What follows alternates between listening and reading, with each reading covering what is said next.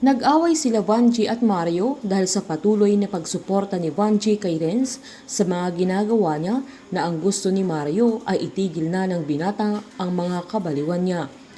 Pinamukha ni Mario na si Vanji ang sumisira sa pamilya nila dahil sa galit naman ng asawa niya ay umalis ito. Hindi alam ni Vanji na inaabangan siya ni Dante na sinumbat niya. Hindi na naman sumipot si Vanji dahil hinintay niya ito dahil gusto niyang maangkin ulit ang katawan ni Vanji. Tinanong nito kung nag-away na naman sila ni Mario, sabay sinulusulan niyang iwan na lang ang asawa niya na ituloy na niya ang naudlot noon na pagkamatay ni Mario dahil ang pagkabaril noon ni Mario sa airport na nadamay sila Rose, Renz at Sandra ay kagagawan nila Vanji at Dante. Umangal naman si Vanji na itigil na ni Dante ang mga kahibangan niya. Dahil dito ay pinaalala ni Dante na madami siyang alam tungkol sa kanya na hawak niya sa leeg si Vanji, pero matapang na pinakita ni Vanji ang kuha niyang video ni Dante na nagtutulak ng shabu, sabay hinamon niyang kung ikakalat niya ang video ay wala nang maniniwala sa kanya. Dahil dito ay nagalit si Dante na nagawa niyang sabunutan si Vanji, kaya sinampal naman siya nito kaya tinulak ni Dante. Sinundan naman ni Mario ang kanyang asawa kaya nakita niya ang ginawa ni Dante na agad niyang sinuntok kaya binunutan niya ng baril si Mario.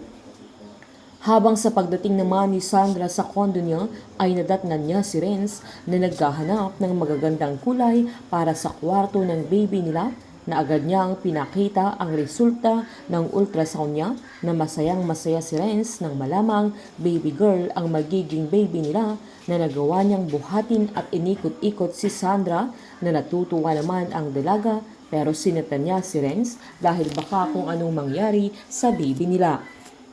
Habang tumawag naman si Matt upang ipaalam sa dalaga na papunta na siya sa kondo ng anak niya na giniit ni Sandra na magkita na lang sila sa lobby dahil baka magkainitan sila ni Renz.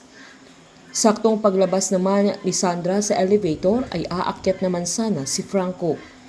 Kinausap siya ng binata na pabalik na siya ng Milan kaya kailangan nilang mag-usap pero sinabi ng dalaga na aalis sila ng daddy niya. Pinilit ni Franco na sasama si Sandra sa kanya na ayaw nilang doon na sila mag-usap. Naniniwala pa rin si Franco na mahal siya ng dalaga pero pinamukha ni Sandra na hindi na niya mahal ang binata kaya sa pilitang hinila ni Franco na kahit na magmakaawa siyang wag siyang hilain dahil delikado sa baby niya pero hindi siya tinigilan ng binata.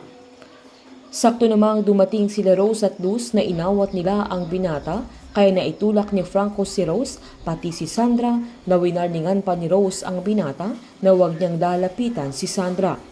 Nang nilapitan siya ni Rose at tinignan ang anak niya, maging si Sandra ay natakot dahil duguan na siya.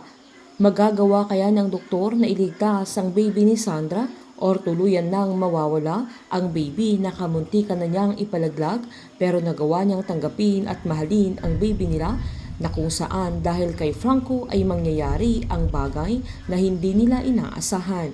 Painit ng painit ang mga tagpo, sabay-sabay po nating subaybayan ang advance episode ng Unbreak My Heart dito po sa aking channel. Patuloy lamang pong manood at mag-subscribe para ma-update po kayo sa mga susunod na episode. Marami pong salamat.